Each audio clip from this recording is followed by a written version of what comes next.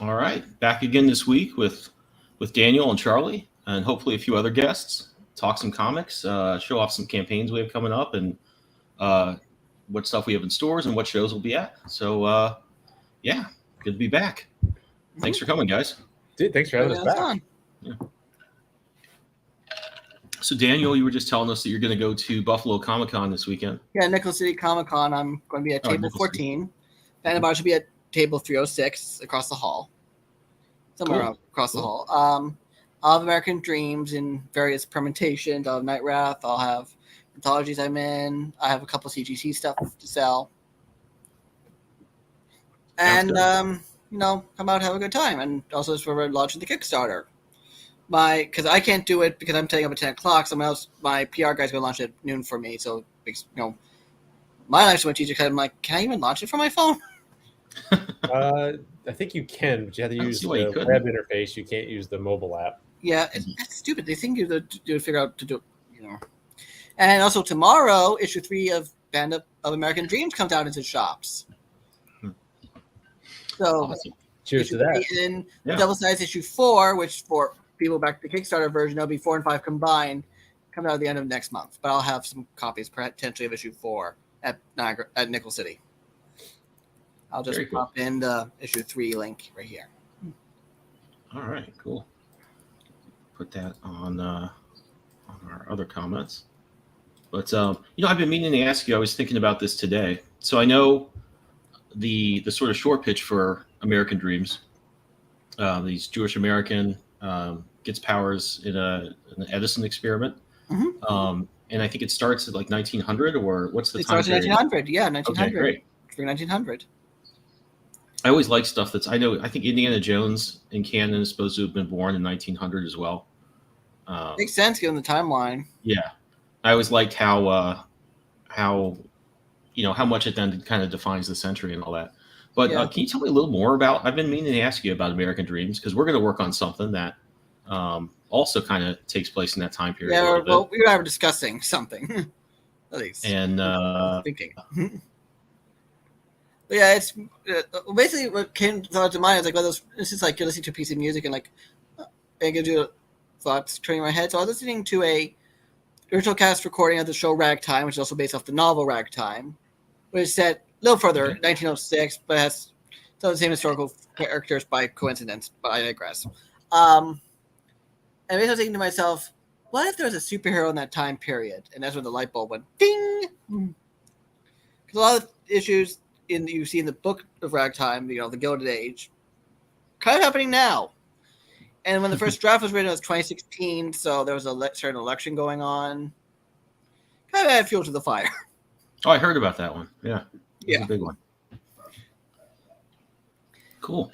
Here we are, 7 years later, under Band of Bards, in stores, and issue 3 comes out literally tomorrow.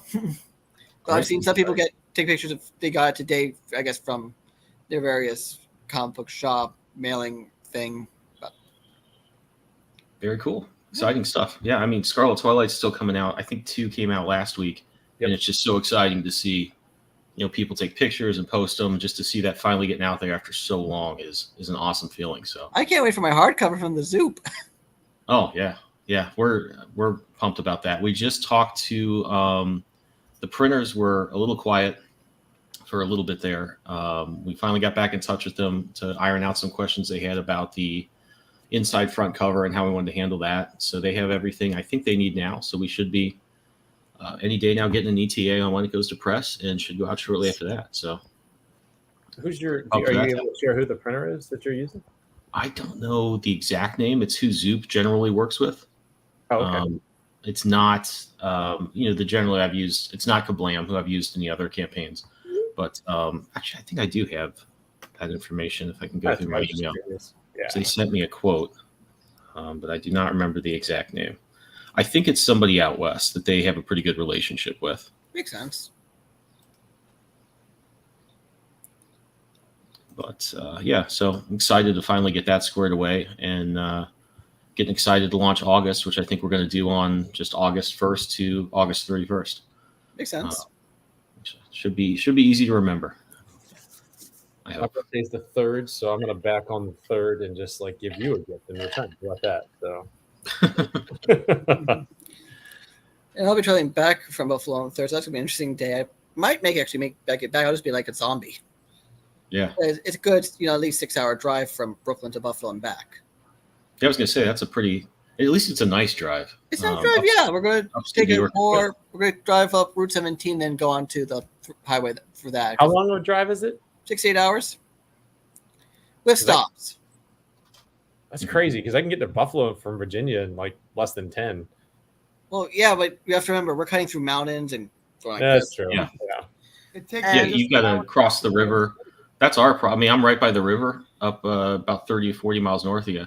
Yeah. And you're on the east side or the west side, because that I'm on the west side. See, that's you're already on the right side of the river. Yeah, I'm on the west side. My wife teaches in New Jersey, so we needed to be on the west side because if you have to go to the other side, it adds at least a half hour to your trip. Yeah, because I had a great aunt who lived in Newburgh, and so we'd have to take a similar route to get there on the way, because we go up FDR out to George Washington, into New Jersey, up Route 9A, and then back into New York, and then instead of going one direction, which would be going towards Bear Mountain at Newburgh, we're going first to Roscoe Diner, which is kind of like a quasi joke, because if you were like a kid living in New York, you're going to an upstate college, you'd always stop at Roscoe Diner on your way up to college. Okay. So we're doing a kind of a version of that, because we're on our way back to Buffalo, because I went to college in Buffalo. I went to Damon College. And from there, that's at least a 2-hour trip between Brooklyn and Roscoe. And then Roscoe's like the remaining 4 to something hours with plus stops. So I'm probably not going to make it in time for Thursday night setup, but I'll definitely be setting up around 10 o'clock on Friday morning. Cool. Sorry for the New York City talk. Vito's last issue of Stray, I wrote a mini review on Everything Right, of course, because he had lived here for a while. And I said, wow, it was really impressive that you can tell like where the fight started, where the chase went to, what street he was on. And then I gave him a little grief because the color of the subway was the wrong letter color. I thought it was being funny about it, but what was that?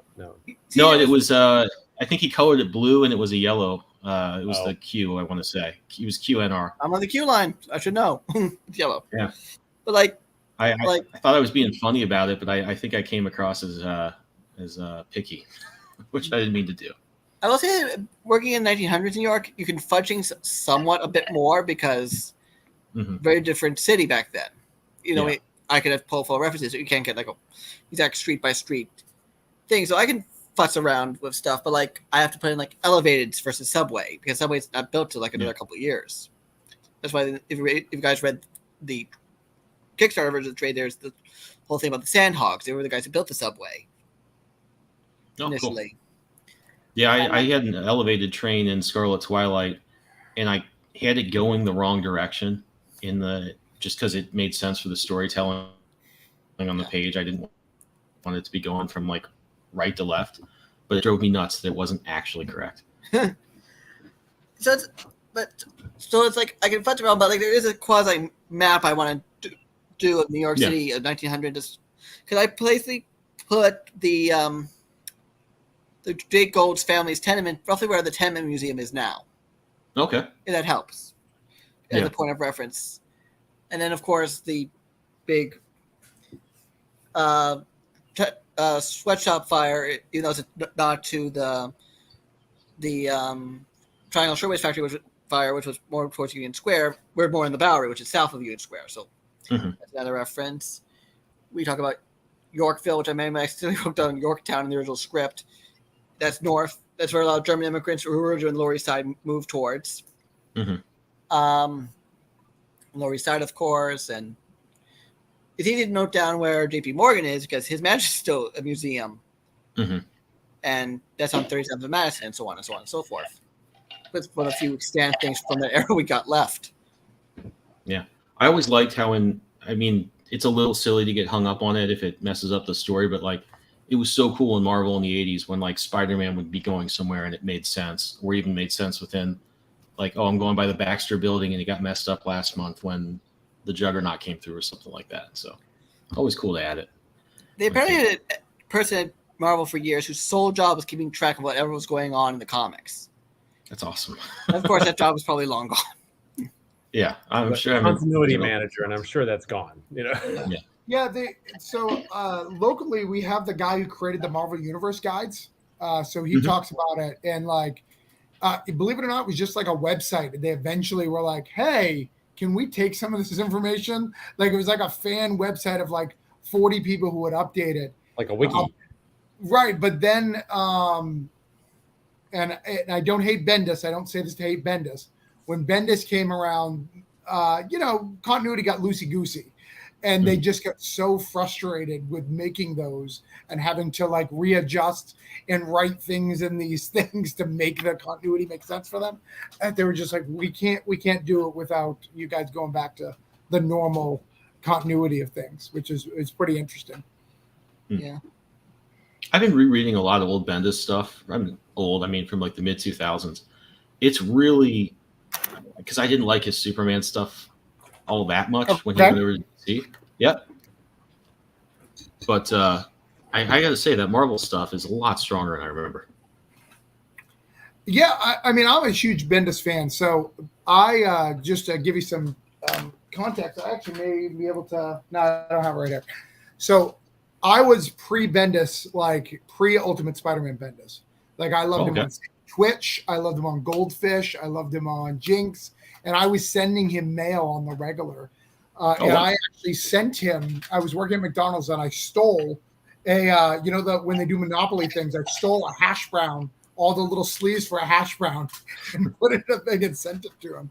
And years later we met at a con and he drew, he drew himself and he doesn't draw sketches, but he drew himself and it's in a little McDonald's hat. I'll probably grab it if I look around, but I was a huge fan. I was actually really upset with Ultimate Spider-Man because I thought he was sold out. Like I was like, you sold out for nothing.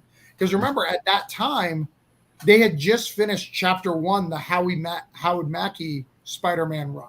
So like doing a reboot of Spider-Man was not interesting and going to result into nothing. Like because nobody could see the Ultimate Spider-Man, and especially if you read that first issue. If you read that first issue and you thought that was going to go somewhere, because there's no Spider-Man in the first issue, just dialogue. Well, that's that is the other thing that stuck out about rereading those is like people still complain about things being decompressed now, but it's insane how slow things were in the early 2000s. Right. The pacing was just like, and the dialogue. I mean, he went full Bendis on some of those pages where you'll have a spread and there'll literally be 35 word balloons on the spread. It's like, I will say, reader anxiety. I do. I mean, even today. So a lot of us in indie are guilty of that. Occasionally because we're trying to cram a lot because we think we have to do it all in one issue, right? And so it happens. It's a legit. We kind of do. I mean, it's not unfounded. I flip through and I see those pages and I go, oh, okay, hold on. Let me. I'm gonna go pee first. Yeah. Well, I was reading Scarlet. Yeah, I'll go first, Daniel. I was reading Scarlet Twilight, and I also read what's Fish's book, the top one. I can't think of the name of it right Green now. Zone. Green Zone. I read both of them back to back recently, and I was like, you guys are giving yourself 8 or 9 panels. I would never do that to you as a writer, but you artists apparently will do it to yourself with massive amounts of dialogue. But if I do it, you get mad.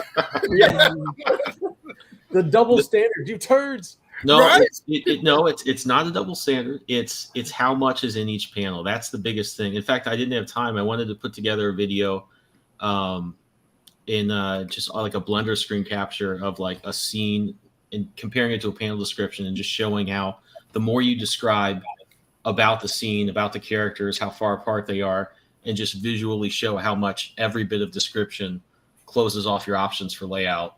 Like where you can put the camera, how much you can see, how close you can get to stuff, how cool you can really get in there and make it look. And but that's the thing.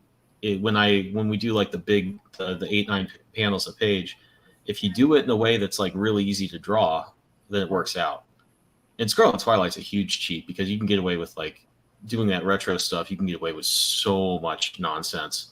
Like it can just be a a circle and then the guy's in front of it, and it somehow looks okay. But in the normal comic, yeah, that gets to be murder.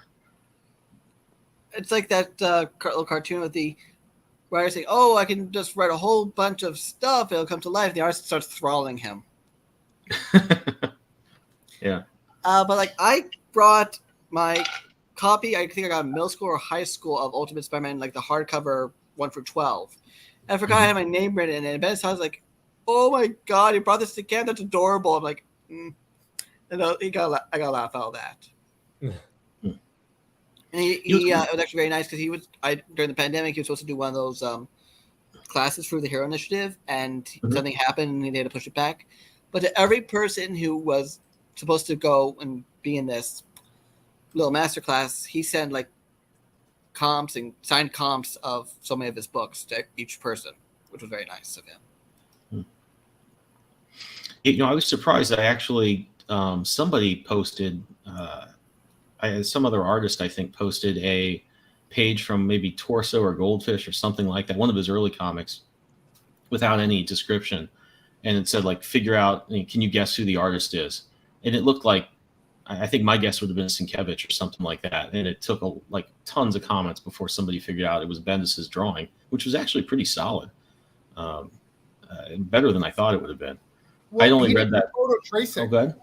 So he wasn't really an artist. He would do photo tracing, like self-admitted, like he would trace photos. So if you look at Torso or Bennett, he would take photos and then trace on top of them to do it. So it's almost like making a movie to do a Bendis book back in the day, because he would like take his people out, do a whole bunch of photos, and then draw on top of them.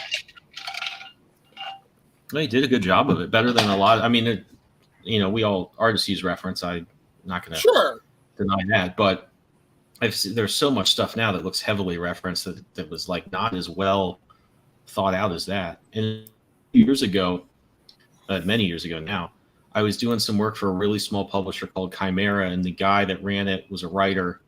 He had drawn, I think it was a pitch for Shade the Changing Man. He repurposed into his own character, and he drew it himself. You could tell he was really leaning on the reference and trying to do like a Magnolia thing with it, or P. Craig Russell a little bit. And you could see limitations, but he actually did make that work pretty well, given his limitations with the. So yeah, it's not impossible if you're pretty thoughtful about it. I was surprised how well that stuff hung together. Well, I have motor skill issues, so I have no choice. I have to hire an artist. Till AI replaces us all, I guess. Oh God, no, don't even. Yeah, but then I had Charlie and I feel bad because then we realized we're not as great of a writer as we think, because we couldn't get the AI to do the description that we wanted. Make writers sad. Like it really wouldn't affect. It would actually kill more writers than artists, I think. Yeah, for sure. My wife jokes. She says, "I actually, people who have used it with comics, that I've worked with, that stuff actually I think works out really well. It's a great tool to communicate things. I think it like saves so much time. It gets the vision of things a lot clearer for, like when I'm working with clients for like just marketing stuff, I'm always like trying to get them to, I'm like, it can be bad. Just draw it out. Just tell me what you want. I'm not going to make fun of it, but it's hard to communicate that. And I think that's a really useful tool to bridge that gap. Although this week I did get in trouble. There's a voiceover artist we've worked with for years and years. And in fact, with the same client, we sent a draft of the recording that she had done for this video in, and the client who we worked with and who's worked with this voice artist for many years as well. So it sounds like AI. Did you use AI to make this? No, I have not replaced with AI. It's bad. Do you else get that? I get some of it, and I think Travis had to step out for a second. Travis had to dip there in my internet. I think it's things really slow down when somebody pops in there. But yeah, the AI thing, and Ben, you kind of alluded to it. Like we have used it, you and I have used it to do exactly what we're talking about, like communicate. Like I will never. I don't plan to ever publish any of that art, except for maybe like a behind the scenes thing, maybe. but I've used AI to really express like some of the things that I'm trying to get across. It's really hard to describe and would take a lot of interact, like back and forth and back and forth and back and forth. Whereas I can go into AI, get most of what I'm looking for, and then comment on it and go, hey, here you go. But, and Ben will tell you, like, I'm not going to use that for the cover. I want an artist. I need the heart and the soul and passion of an artist to come through. And I think Ben did such a phenomenal job on this book that I have coming out next year. So we haven't shown anybody that yet, with few exceptions. But, I think that worked out really well. And I think you agree, Ben. It was really helpful for you to see what I was going for, right? No, I think it's a great tool. I didn't want to like put you on the spot because I know people. I don't mind. Yeah. People can be a little emotional about some of that stuff, and I think it's a great tool. And in fact, some of those reference sheets, I'm like, this is cool. And there's stuff with all the research I had done for Scarlet Twilight. I hadn't thought, and I didn't have a lot of city scenes that were really throwbacks to life in the 1930s. But one thing that it came up with, that it was like, it had all the signage, all the advertising, and I'm like, oh my God, that's a great idea. We have to throw that in, like, to the backgrounds. It's a huge, that's a huge element whenever you see those old photographs. So, yeah, I don't think it really is. To me, I don't see it stepping on the part of the process that's like artistic. I think it speeds up the process that's like your Pinterest board or your Google search where you're making a folder of reference images that you want to. That's the part it works at. 100%. Yep, 100% agree. And that's kind of how I've been using it. Is kind of like my Pinterest board or ArtStation board or whatever you want to call it. To me, it's easier to go build it and figure it out on my own, like with the AI, than to sit there and constantly doom scroll through Pinterest and realize I'm no longer looking at samurais. I'm looking at Japanese gardening because that's what I love to do in my spare time. And so instead of getting lost, I'm focused. And then I can give my art team, like in this case, you, Ben, I can say, hey, here's a couple of reference sheets, the rest is yours. But this is what I was going for. And I think that's the thing is, I'm sure people complained when pre-framed canvases came out, instead of stretching your own canvas, I think every new technology is going to be a doomsday device for somebody until we learn to adapt it and use it in the context that we have them in. Everyone says that the self-checkout lanes are going to replace, cashiers. Well, funny enough, I still have a cashier who has to come by and type in my phone number every damn time that, I try to use my card or something. It's the and I'm sure that will change, but it's the utilization. How do you use these tools? In what contexts, and I'm not replacing artists. I'm replacing my inability to properly communicate and visualize these elements for my art team when I struggle with those things, And sometimes it comes up with stuff that I go, holy crap, I never would have thought of it. That signage that was in a few of those images, I'm like, that is cool. It just reminded me of like Boardwalk Empire a little bit, or just any bookable photographs from like 1920s, 30s New York. That's a huge element. Like, oh my God, I never would have thought of that. That's awesome. That's got to be in there. So I love that stuff. I mean, that's like I said, for years, whenever we're sitting down to do an infographic, and especially because a lot of what I do in my day job is taking a new product that's generally pretty complicated from like an engineering standpoint, or, like there's technical details. It's usually for a really small field of technical people. And I'm almost like, I kind of got to get them to draw it out for me because I'm not going to be able to generate that on my own. I don't have the knowledge. But people are really apprehensive about actually sitting down and drawing it, especially in sending it to an artist, because I think they just always suspect I'm going to laugh at them or something like that. But I think it's a great tool, to help people do that, and it just develop a lot of visual literacy as well. Agreed. Well, I'm still on the fence, I'll admit it, but like I also like going down those research rabbit holes. Well, and I don't think it's any different, honestly, than going down a research rabbit hole, as you call it, because it's it's the same thing. I mean, in a lot of ways, the difference is, as opposed to me having to scrub through a bunch of stuff, now I'm having to figure out how to articulate to a machine what I'm looking for. So I've got I'm doing.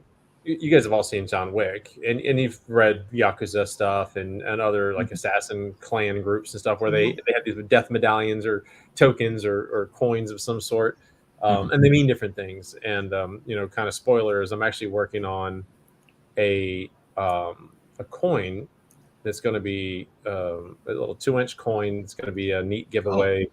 I'll give them away at cons with QR codes to follow the campaign when it's ready to go. But I'll also give them to my art team and creative team and stuff like that. But I used AI in this case to really kind of get the start of it. Then I went to an artist and said, hey, build this sort of, but this is the general idea I'm looking for. And then get back to me a couple of samples. And then I was able to get back from the artist, within one shot, I had 4 samples that said, hey, here's what I was thinking based on the concepts you gave me. What do you think? And I said, man, this one's perfect. Let's rock and roll. What about the back? And then he did the back. And and now those coins are in production. And I think you guys are going to really love them when they get them. I'll make sure this whole group gets gets one. For my friends, I think we're ordering 200 of these, so it's gonna be really limited. But anyway, the point is that same thing. Rather than try to find a death coin, in this case, I would have been looking forever. Whereas I used the AI to build what I was looking for. So it was kind of a reverse research, I guess, Daniel, the way I did it. And then again, I still paid an artist to go design the actual piece. See, that's how it should be done. Versus I agree. what certain people was doing. Yeah. Yeah, there's one of the indie comic groups I was on in Facebook. Somebody always posts these like AI covers. They're generally of like Sherlock Holmes, but not quite. And they look like a mixture of every actor who has played Sherlock Holmes. And they're actually kind of cool.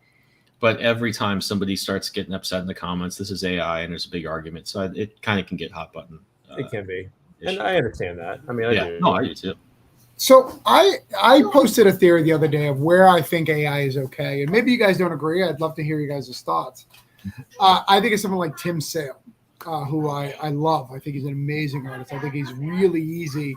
If you put all Tim Sale's art into an AI, that they could boot out with Tim Sale stuff. Well, if he dies in mid-production, instead of having someone randomly replace it or redo the whole issue, which is what they do most part, what if him being okay with it, not doing it after the fact, post-trauma, him finishing that so he could get the money for his family.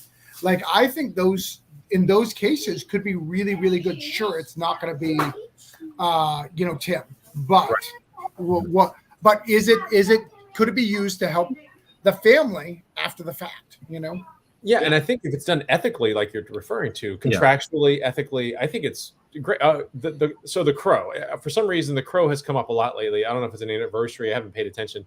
You think I'd know because I love the Bruce Lee family in general, and I went and saw the Crow in the theater. But you guys remember what happened with the Crow? Brandon Lee dies early in production, and so the rest of the film, there's a digital composition of his face on someone else's, and then they shadowed it and did other things to kind of, and that was kind of an early.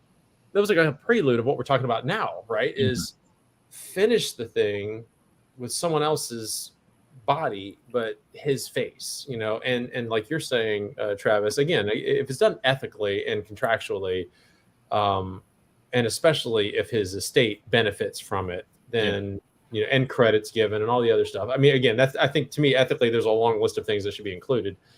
It can be a slippery slope, but there's no technology introduction that isn't slippery, right? Whether it's computers, self-checkout machines, typewriters, word processors, right? Now AI, the evolution of computer, every iteration of an evolution, every small leap to something that it seems to be a threat to a group, it is a threat to a group until there's ethics applied to it. And I think there's an ethical dilemma that is introduced every time we have these little leaps in technology. Yeah. It's up to us, the creator. It's kind of good that the ethical part of it was part of the conversation so early on with that.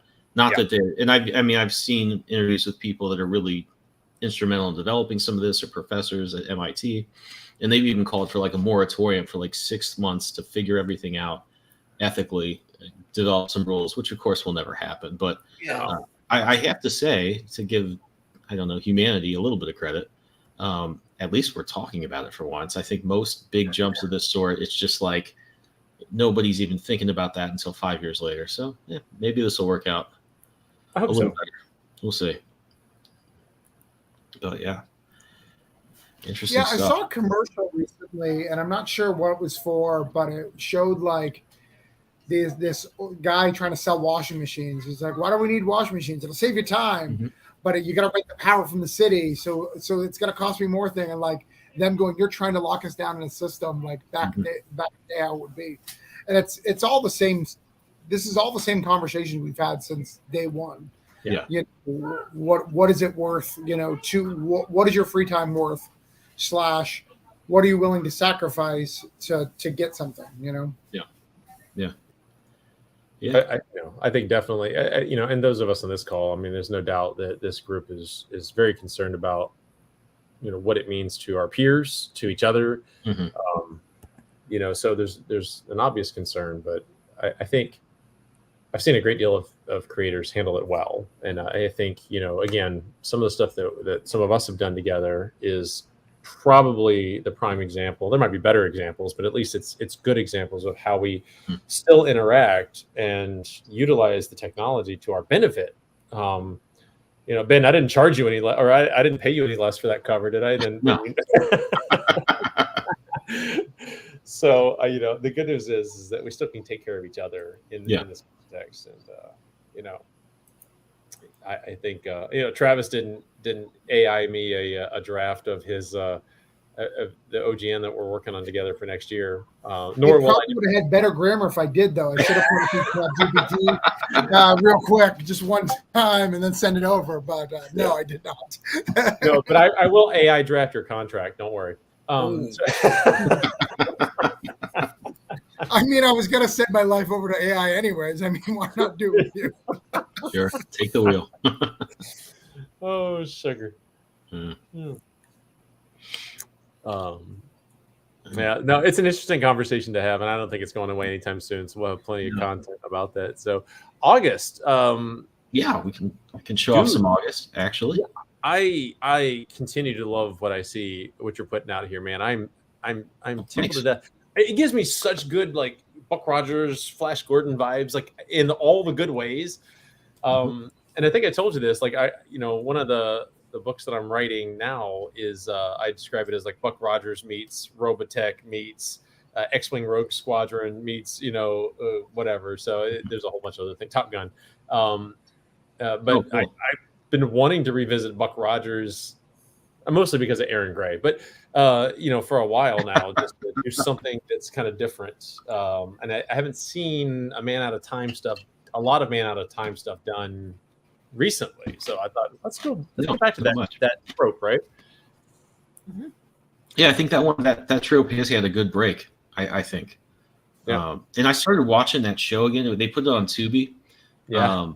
So like late at night, if I like wake up in the middle of the night, my wife and I are both asleep, and I'm just putting on something in the background because we, having come from living in Brooklyn for a few years, the quiet out here is just unbearable to us. Like we have to have something on, or we just won't be able to sleep. So I'll put on Buck Rogers or something. The problem with Tubi is it gets so loud for some reason at unexplained moments. Usually when Twiggy is making a noise, I had to stop because he'll make that weird noise he makes, and my wife will wake up in a panic, like, what the hell is that crazy robot saying or doing? That's good stuff. And actually, I can share being a resident in Brooklyn, I'll say I do live on a quiet street, so sometimes the loud noises that go on are like, what? It's like I'm in a corner by like a busy street, but the neighborhood's so quiet. So when like people are shouting, when it's like, what? Huh? Why? Yeah, it really sticks out when somebody does make some noise. It also doesn't help that I'm running my air conditioner, so if I could hear over the air conditioner, that's not good. Oh, yeah. That's the litmus test. Yeah. I had some friends that lived in Williamsburg, and the stuff they'd hear outside their apartment at 3 a.m. would just even hearing it recounted sends chills down my spine. It was pretty Williamsburg, Virginia? And that's usually hipster area. Oh, no, the hipster area in Brooklyn. Oh, gotcha. Okay.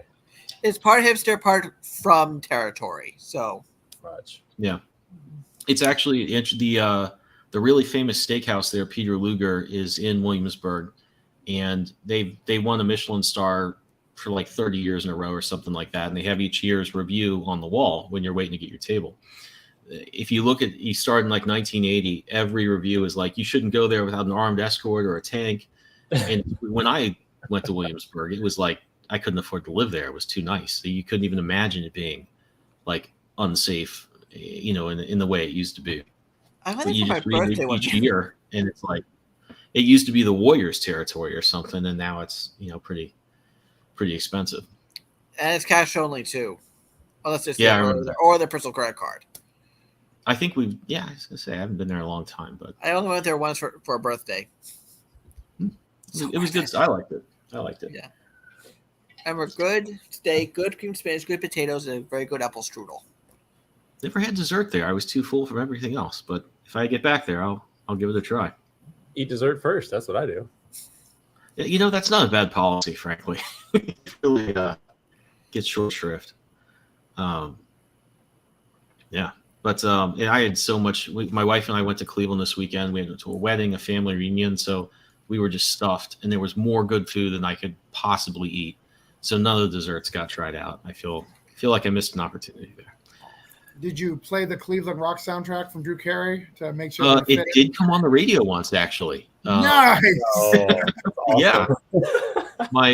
We were going there for a few reasons. The wedding, family reunion, and also my wife inherited a classic Corvette, 59, a few years ago, and it took 4 years to get it fixed up because the parts were so hard to come by, and you need everything. You need like one thing to do the next 5 things. So when you can't get something, it holds up everything. But it's finally done.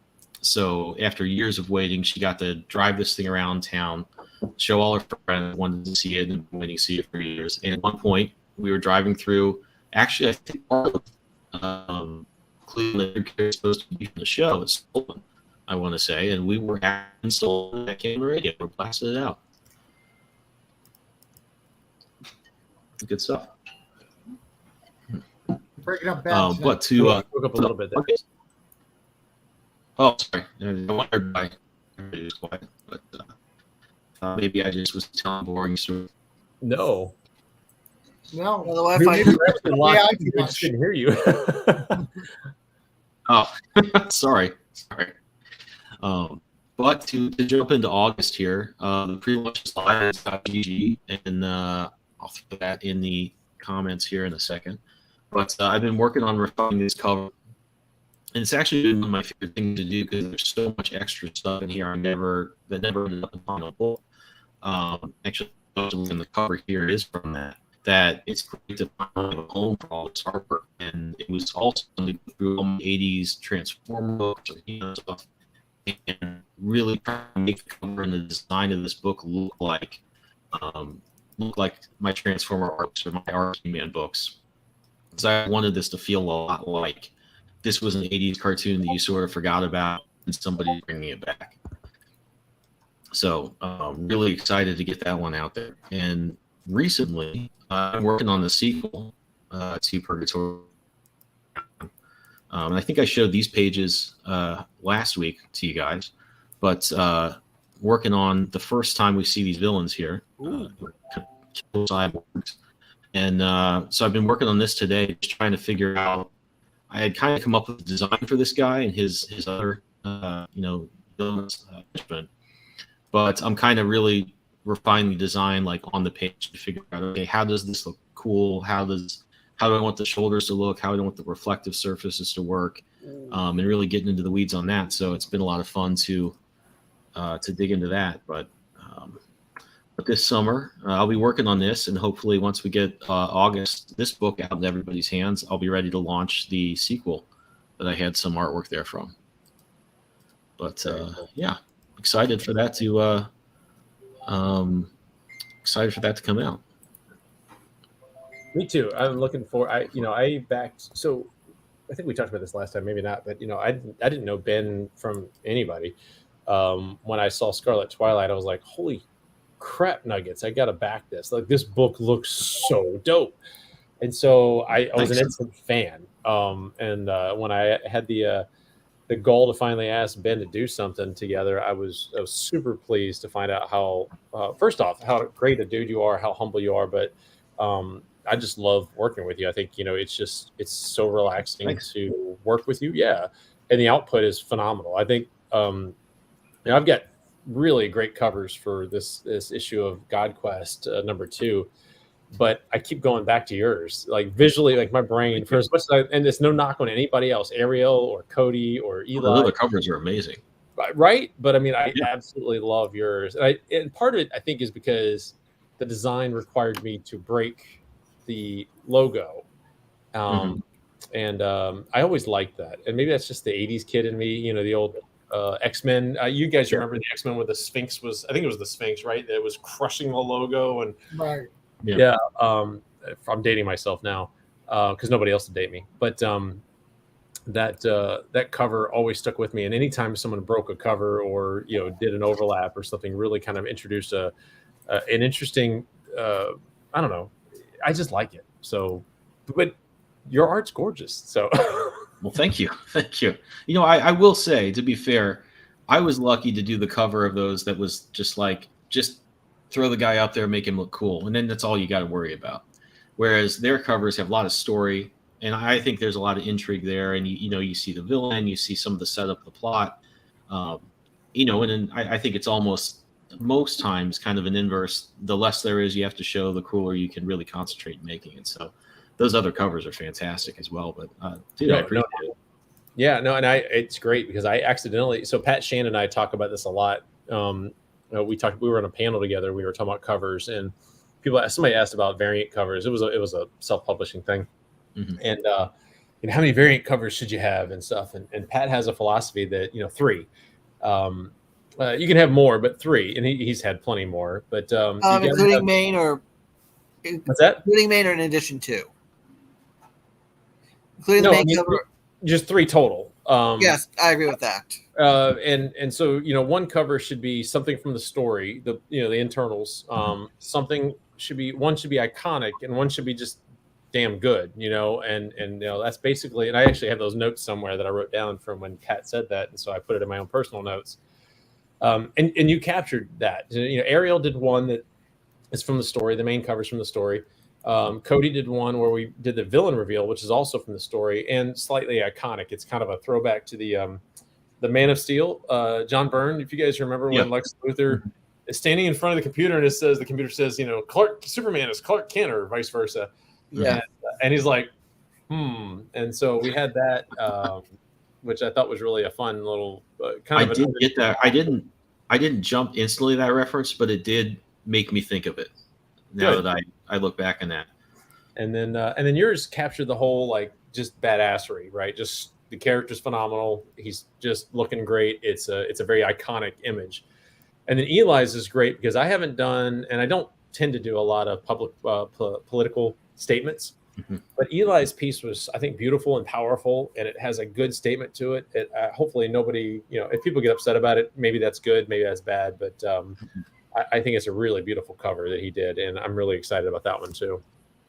I think I can see if I can share these real quick as we're talking about it. I just read an article from James Tiernan III about covers. Actually, it came out this week. And it talks about how the first one, what he says, the rule of thumb for the first one should be encompassing of what the series is about. So cover A should always be encompassing of what the series is about.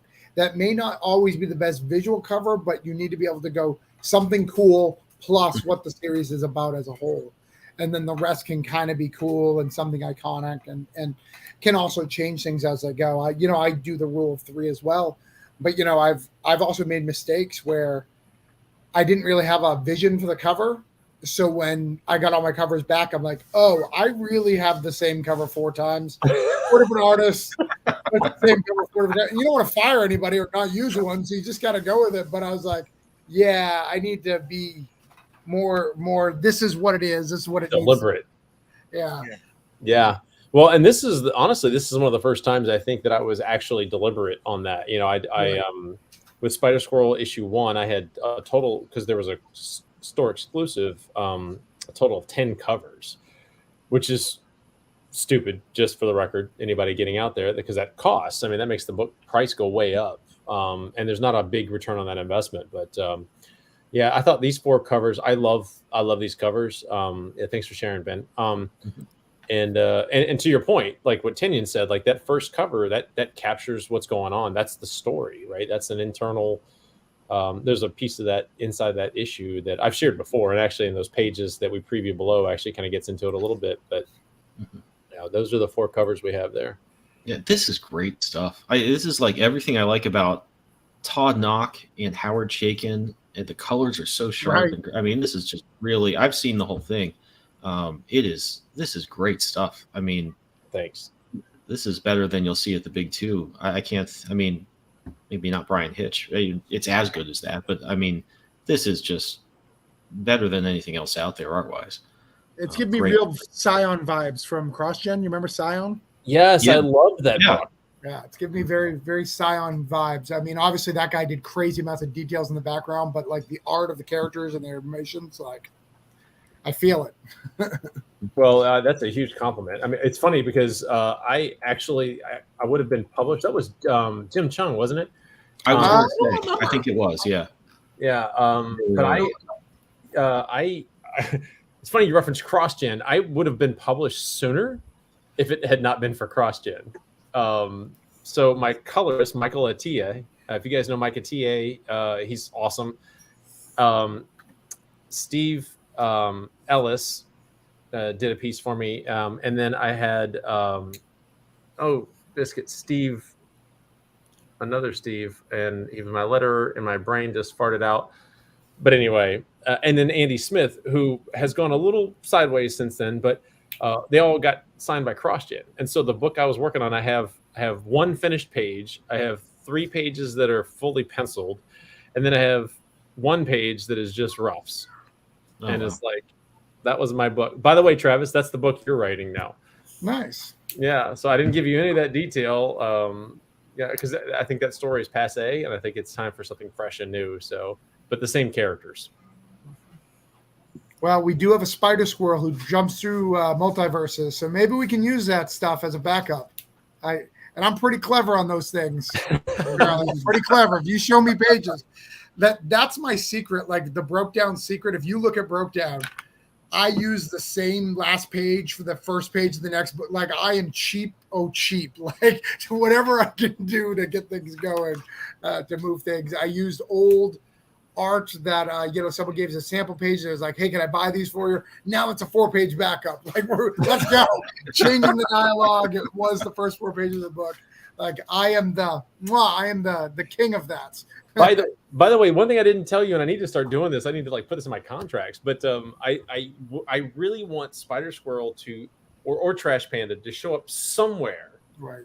Background. It could be a billboard. It could be. It's kind of that old Spider-Man thing that they used to do that they don't do anymore. But Marvel used to have him appear somewhere. It could be like a shadowed implication and stuff like that. There's a book that I have coming out. Hopefully, it'll probably be 2024 now. It's a pilot. It's a 48-page issue rather, from Scott Fogg that we created together called The Fundamentals, and it's our love letter to the Fantastic Four, and we're both parents of adopted children, so it was one of those things that we wanted to do because the story is as much about family and adoption and what really comprises family as it is about cosmic stuff and aliens and superheroes. But in that book, one of the characters is wearing a Trash Panda t-shirt. It's hilarious. The artist threw it in there on his own, and the back of the shirt says the ladies love to take out the trash, So little things like that, if we can keep Spider Squirrel and Trash Panda kind of threaded through, that'd be awesome. But it's not a requirement yet. Oh, now we're going to figure out to tell the person working on the back half of what somehow fit that in, because I was not thinking about that. In Alpha Elite, yeah, because I wasn't thinking about that, the original script, because I was just thinking of moving the story along, because originally it was supposed to be a 3-part series, which I condensed into a double-sized. I can squeeze it. Don't worry, I can squeeze a billboard in there, Dan. We'll make it happen. That works. Because also that was a situation where we had to switch artists because our guy went to Marvel and he's stuck there. Yeah. Steve Orlando got him, and then at Image, and then he graduated tomorrow. Yep. Funny, especially like I had an idea if it was kind of like this '80s arcade throwback, and well, that's not on the shelf probably for who knows for how long, but we'll see. And to open the kimono here on what Dan and I are talking about, because I don't want to be too cryptic, but Daniel wrote a mini series. Well, originally a mini series, but we had to compact it into what I call a pilot. So it's going to be a one shot, an initial one shot, and then it may launch into an actual series afterwards, where it's called Alpha Elite. And if you can imagine Booster Gold, even more of an a-hole, and now a social media influencer, kind of tying today's, the idea of what an influencer is and stuff like that, and then being sponsored by corporations and what that means. And then having this character from really humble backgrounds actually kind of turn into this world-renowned superhero. It's fun. It's really fun. It does definitely, like Spider Squirrel, it's a little more serious, but it's less serious than most books. But I think it's a great exploration of character, and it's really neat. So Vito is wrapping up the edits on that, and we're still trying to get the artist to pin down. I think we have one, but we'll see. So hopefully that'll be ready it'll be after Baltimore for sure. Okay. But because I've got this God of Quest rather #2, and then the Spider Squirrel Titan sized special, which is coming out for Baltimore, which is going to debut.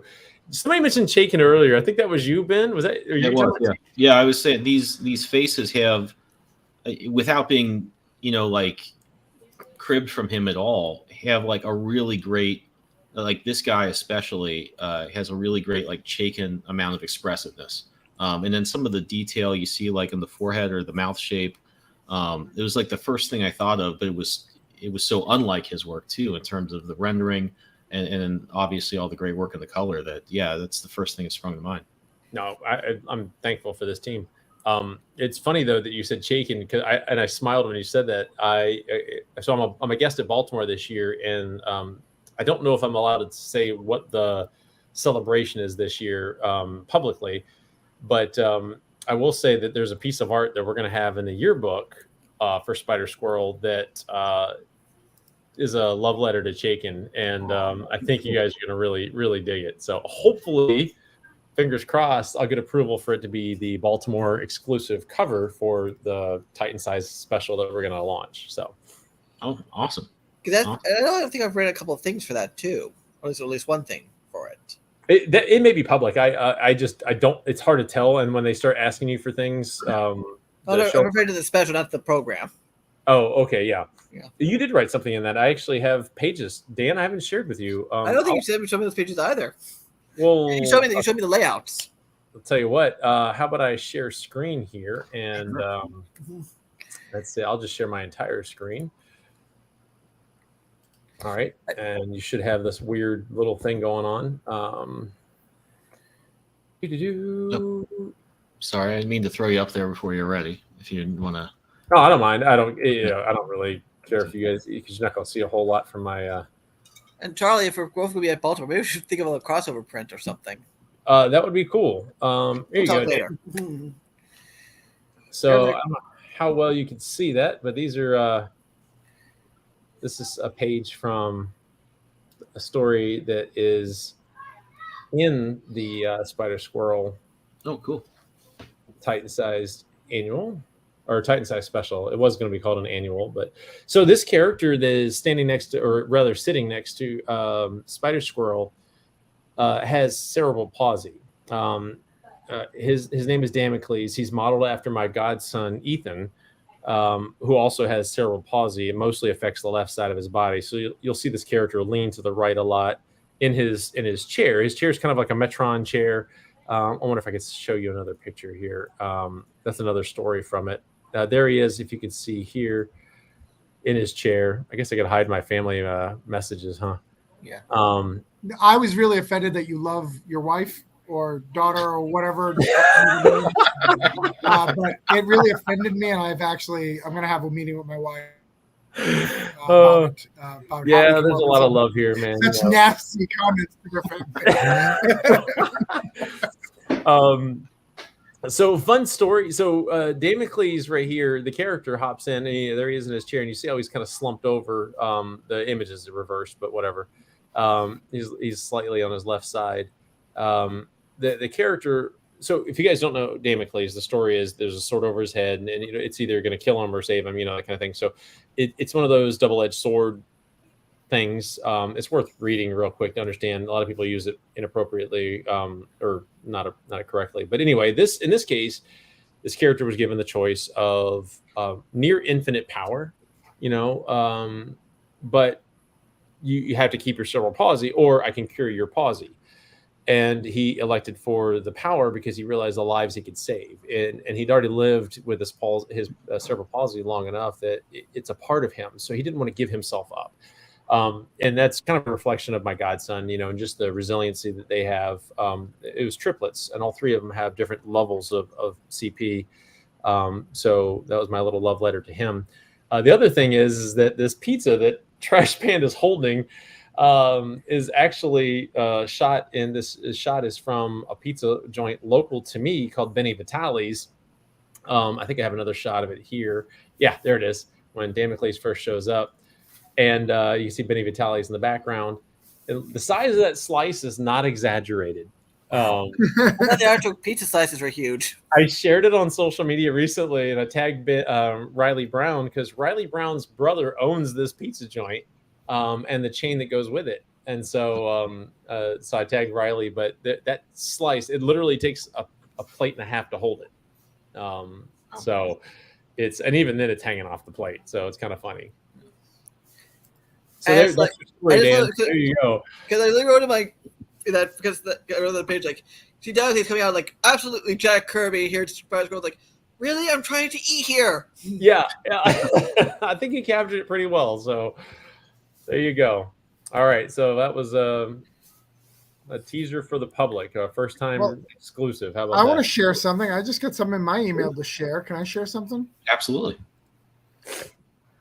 We have just got, I'm not sure if this will be 100% official, but we'll pretend it is. And if I get in trouble, we'll see what happens. I'll see if I have anything to show and tell in the meantime. This is my Scout, the Scout for Breaking Edge, the cover A. Nice. Which is pretty cool. Cool. GSP is so much fun, dude. Let me see. The second one. Yeah, the second one, this is that. I'm going to change that because I want it at the top. I want the logo somehow to fit at the top, but yeah, those are the two covers for it. They should be in next previews. So those look nice. Yeah. Well, I love the design. Great stuff. Yeah, it's my favorite series to write and everything, and you shouldn't have a favorite, but it's definitely my favorite. It vibes with me. I think it's an emotional thing. I go through a lot of emotional stuff with it. I put a lot of my heart into it. And it's really like me therapeutically working through New Hampshire. I've shared a little bit just for people who are watching this who don't know. I'm from New Hampshire. Both my parents died, both drug related. My grandmother died. Like everything I cared about died from there. And I ran when I was 18 to Florida to never come back. So there's all this distrust, but I have a 4-year-old kid who needs to know where I come from. And I have brothers who are good brothers who I need to show it. So I had to relearn to love the state. And I write a comic book, a punk rock comic book that has the occult in it, where I address what I love about the state and also address what I don't love about the state in this hodgepodge anarchy world. It's fun. No, it's really good. I enjoy it. I've read, I think, 2 issues. Is that right? Yeah, there's only 2. Yeah, there's okay. third one's not ready yet. You're good. I don't think I read a third one. I was like, I know I read 2, but wait, make sure I didn't miss something. So for my show and tell, vote of hands, Wild West or Gothic? Could do both. We could flip a coin. It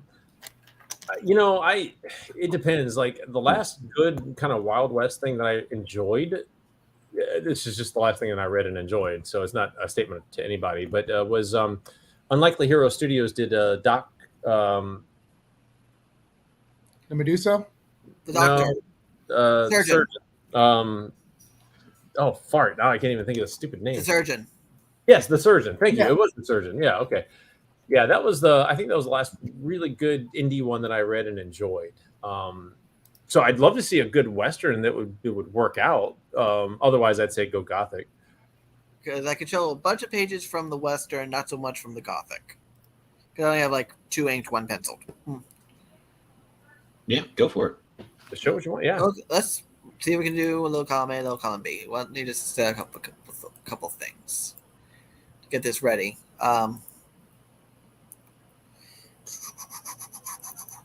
Nope, wrong. I love that thing. Daniel, when he does things in his bedroom, it's always the opposite of the Charlie Brown character where you only see the mouth. It's you only see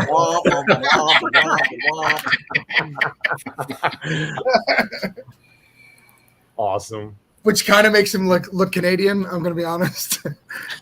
South Park Canadian, not real Canadian. Okay, let's see if I can get this to work. Okay, present, share screen. It'll be window, right? You can do either. Mine works better with your screen, but both will probably work. Yeah, Windows probably works a little easier. Share. It's going to be a little weird for a second. Oh, no, that's the wrong one. Here we go. All right. All right, so this is the first cool. page of, we're calling Sherlock Holmes, the Crypton Casebook of Sherlock Holmes, The Phantom Masquerade. It's Jay Strex doing the art. As you can see, Holmes is still on his 7.5% solution, which leads to some interesting stuff that's not been drawn yet, but it's going to be. And the third page, which has only been penciled so far, where it's called The Phantom Masquerade for a reason. That's Christine Countess de Chagny, also better known as Christine Daae. Yep. See, I would buy this book if you just added a little bit of color and kept the pencils. Yeah, the idea is going to do color. It's maybe between ink wash or color or hints of color. I haven't quite decided. So here's the Western. I'm going to zoom in a little bit. I was going to say, yeah, Ronan over here in the chat said Wild West, and so I'll defer to the fans. Here's the Western. This is the opening splash. Oh, you did show me this. I think I've seen that one. It's nice. I love that layout. It's very. I don't know if you guys a lot of turn of the century Brandywine work. Howard Pyle and N.C. Wyeth would do that, like split the page in half, and it looks great. Yeah. Roberto Savonese is doing the art. Cool stuff. It's just like a little teaser of what's going to be in. We're debating whether it's going to be a double size first issue and double size for route, or just do individual, standard size. But like, it's a debate between me and my editor. It's like, how special do we really want to make this series? Because we could go a couple of ways. Because I'm thinking we could also do eventually do a Kickstarter. We could do a version that's like European, size. So it would be bigger than that soft cover. Your page format looked a little wider than a normal page. I don't know if you're going for like an album, like a European. I think it's because my artist is Italian, so it's what he asked. Oh, okay. So it's probably I have A5. Yeah. So I might have to have that. We might have to have a version where it's cut a little bit to US size, somehow for editing, or just go completely European size. And we can go standard size, regular kind of floppy, or go bigger for like an Archie, not Archie, Tintin. Yeah. Album size, so it'll be 40 something pages. I think part one. It's funny you say that. There's been a wash of new books that have come out that are not traditional comic format size. Have you guys noticed that? Forged from who's the publisher now? Now I gotta Google this stupid thing. I know you got Last Ronin, you've got all the Black Label stuff, Yeah. Metabards has Brody. Oh, that was Image. That's right. And then Adam Wroblewski's got his Samurai series, Blood and Fire. It's fantastic. It's also almost magazine size. And I know Mario Candelaria and Jay Sheeger's my artist on the Holmes Phantom project. It's doing a widescreen. Yeah, he does this weird thing. It's like this big and it opens this way. It's kind of cool.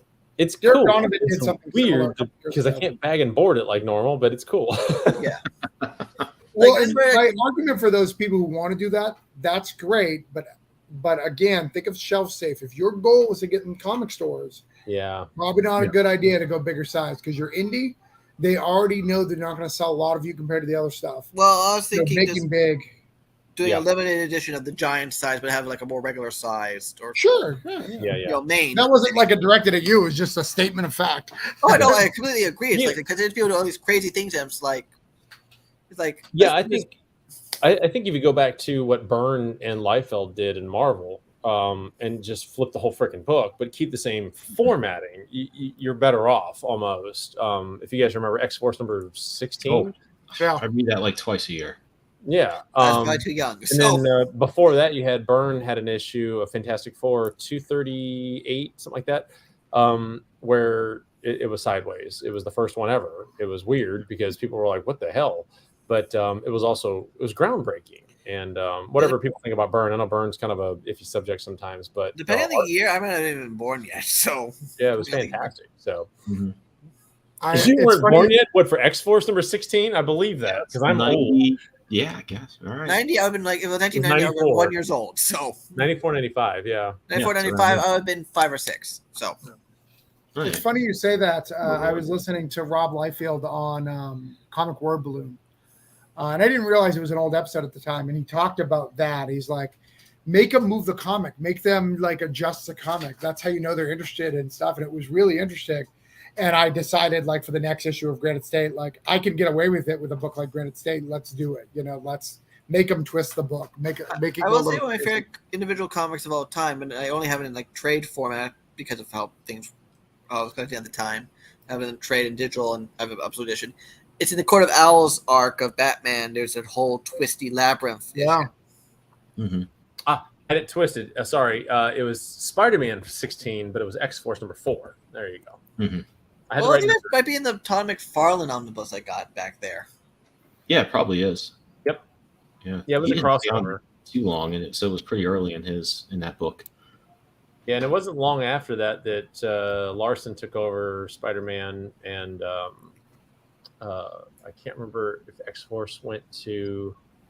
Oh, there was a fill-in guy that I didn't like at the time, but I think he is actually pretty good. But shortly after that, Capullo took over. That's who it was. Capullo is Yeah. what I was thinking of. Yeah, Yep. he was great. Even then, that stuff was awesome.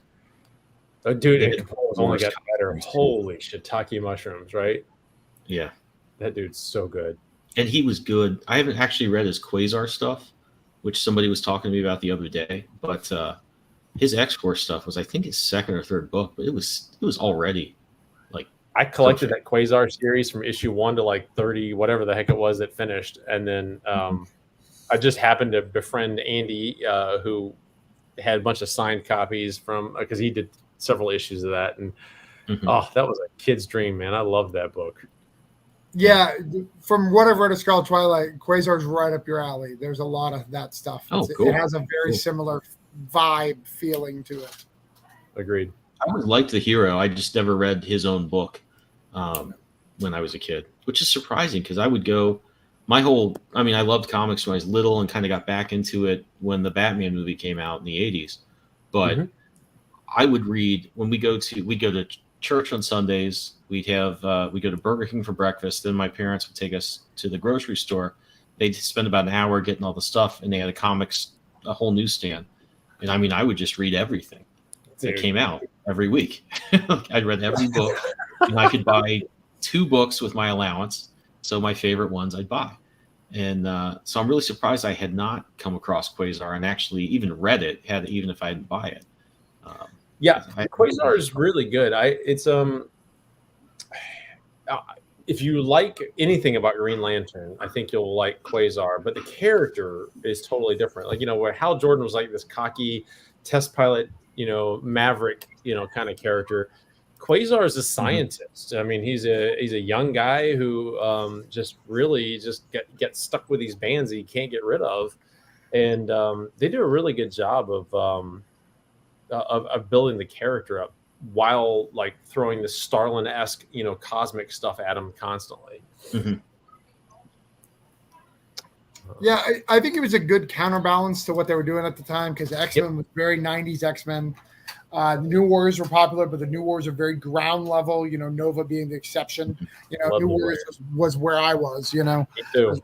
And then you've got Quasar, who is kind of like, hey, all this Infinity War, all this, Infinity Crusade, all these things are happening. We need like a Spider-Man ground level character to deal with it because they tried to put Darkhawk in that role. They tried to put Nova, and it just never worked. But Quasar seems to have that right mix. Hey, Ben, you had you saw it. You had a question in the chat there, man.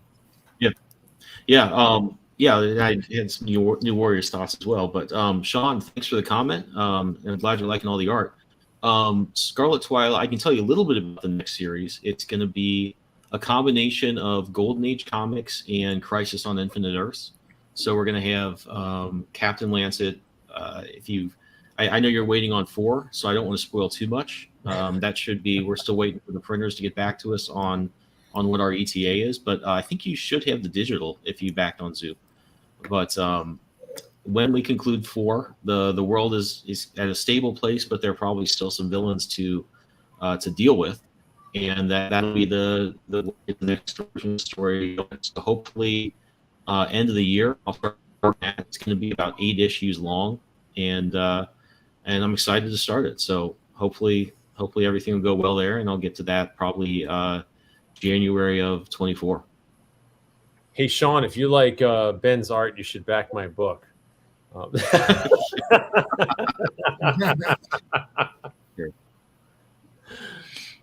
And also keep it in the Zoop family, which is good. Keep it in the Zoop family. Yeah. I really think Zoop. Ben, you've had some really good success there. I've had one book funded there. I've got one on there now. I love the pre-order system for that. By the way, they're doing exactly what I hope they would do to Kickstarter. You guys have seen recently some of the changes are in Kickstarter where they've added, so you get pictures of your add-ons now for the first time ever. And how long have we asked for that? Like 15 years? So I really love that Zoop is here and is challenging the status quo, at least to innovate, right? We talk about comic sizes and standards, standards. So I'm an IT guy. Standards do 2 things. One, they reduce cost, right? So standardizing reduce costs and creates efficiency, but standards also creates inefficiencies and stifles innovation. And so it's a double-edged sword. Going back to the Damocles reference there, but I love that Zoop comes in as a disruptor, and while they're they're not heavily challenging yet the Kickstarter throne by any stretch of the imagination. And I think what Everett's doing, the CEO of Kickstarter, I think what he's doing in his vision is really good. I think they brought him in at the right time. But I love Jordan and Eric and those guys at Zoop, and I love the way they think, and this system is fantastic. It's thanks, Sean. But Zoop is really cool because it's a pre-order system, and you can shop the whole store without having to pick something and then go, oh, hey, by the way, here's your add-ons. I really like that, so you can kind of figure out your cart before you check out. Yeah. Actually, now that I think of it, Jordan is the one that was telling me about Quasar. Because he's a big fan. He's a big New Warriors fan. Jordan and I have a lot in common. We spent like 2 hours on a Zoom call on Sunday morning, and I was like, dude, we probably ought to go. I could talk New Warriors for days, all iterations. Yes. Yeah. I'm the older man now because I haven't read any New Warriors. New Warriors was. I mean, kind of get the concept. Groundbreaking, didn't it, Travis? When it came out, it was like this, like nothing had ever happened like this before. You had a bunch of young throw-off characters that were kind of wasted in the rest of the Marvel universe, and Fabian and those guys, Derek Robertson and Mark Bagley, of course, brought them together, and it was, to me, it was my childhood. I loved it. Yeah. I mean, it was such a smart play because you got all these characters that people love, like Speedball and Nova, and Namorta, like all these characters that people loved. And then you added the cool 90s edge of a Night Thrasher, right? Like in Rage, like you add these 90s throw-ins and make them a team and make them Night Thrasher is just in their continuity is just as rich as Tony Stark. I never know how that works when he doesn't have the same type of armor, but and uses a skateboard as a weapon. I don't know, but It's It very, worked. It very worked for the time, though. it's That's like what's bad cool. Batman. Yeah. But yeah, it works and it continues to work. Even the series that don't work, New Warriors is impactful. Think of Civil War, like how it impacted everything. Yeah. New Warriors, when it comes back, and even the one that got canceled that people were really worried about with the snowflake and all those things, it was again trying to be groundbreaking. Obviously, people found it offensive, didn't want it, didn't come out. I'm glad it didn't come out. But the principle was the same. That New Warriors tries to tell something, the same stories that we're seeing differently, from reality TV to that, to even the mutant run. They had a run where it was all former mutants who lost their powers from No More Mutants and making them new warriors because they needed to become new characters. Yep. It's always been this use of evolution of technology and the way we see superheroes, and I don't think people appreciate it as much as they should. And that's where Champions came from, right? I mean, Champions literally evolved right out of New Warriors, and That's actually a great Champions comparison. also had several iterations. Yeah, it was short lived, but I think it was really it's impactful, and I think it's really neat because they can take those characters and tell good stories. And I am actually glad that they canceled the Snowflake one, because I have a character named Snowflake. She's named after my daughter before Snowflake became a pejorative. Right. I have a character named Snowflake, and she's actually super strong and can fly and kick your ass. She's anything but. That was kind of the name. But I really like New Warriors, and I think it's a neat series. If you guys, they have the omnibuses now, if you want to grab at least the first one. I look into that. Yeah, when I have a little extra cash. Yeah. I have my original copies, but I have reread it through the omnibus, volumes 1 and 2. Issue 3, I think, is pre-order, if I remember correctly. Yeah. Okay, because I got the Nightwing New 52, all the trades. I still got the omnibus. Yeah, those are great. Yeah. Great. It's hard to read though because they weigh a metric ton, and you have to I've read seen those. I don't have a lot of those, but I mean I've seen people's pictures of their shelves. I'm like, that looks like it weighs 20 pounds. I don't know how people. Oh, they do weigh 20 pounds. Sit down and read them. You're gonna have to have a desk to set them on to read them. Yeah. Comic-Con is really my yearly workout except this year because I'm not going this year. So is the second omnibus a Jay Farber run? The second omnibus has the second half of the Fabian run. Yes, because it's got the Derek Robinson. Because that was 75 issues, I think, right? Yeah, the first run. Yep. Yeah. Please. Yeah, his stuff. He's another guy that was great right off the bat. When he took over for Begley, yes, awesome stuff. Some of his strongest work, I think, even. And I think I've read. He said he was really young. He was just figuring out what to do, but that stuff looked great. Yeah, Robertson did a great job, and I don't think any of us missed a beat, visually when it went from Begley to Robertson. He'd done a couple of fill-ins through the Begley run too, so that was kind of convenient. But it worked out. But yeah, the second volume is mostly Robertson and mostly Fabian, and I can't remember who else pitched in. There's a couple other fill-in issues there too that were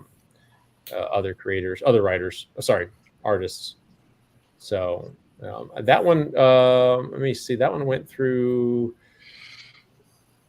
New Warriors Annual 3 through 4, Night Thrasher Control. They have some of the Night Thrasher and the 92 miniseries. Yeah. Then it had the Night Thrasher single solo story, and then it had Nova, the issue 6 through 7, the Ash Can edition, and then the holiday special and the Marvel Comics Presents issue that they appeared in. So all that's jammed into the second volume.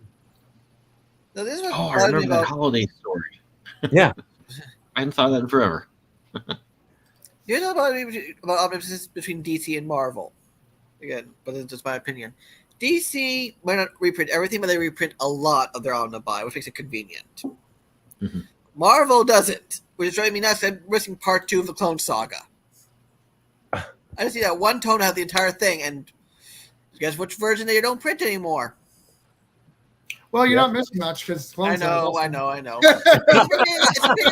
being a completist and just having the full Joey. story. Hey, Joey's actually working PR on my Kickstarter right now, so Oh, awesome. And I was consulting and a couple other things. He's going to be the one launching it for me when I'm setting up at the con on Friday.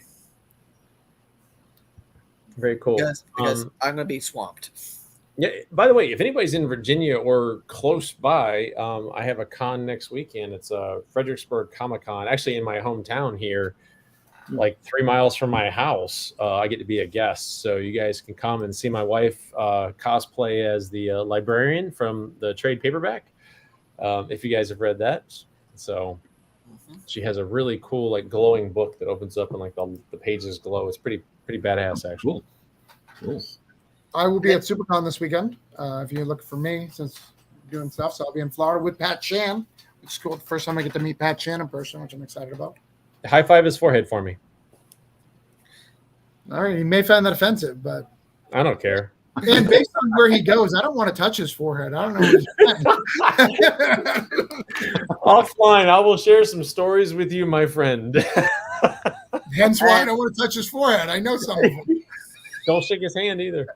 And I will be at Nickel City in Buffalo at the Buffalo Niagara Convention Center this weekend, June 30th through July 2nd. I'll be at Table 14, and my publisher Bandit Bards is over at 306 in the exhibitors area.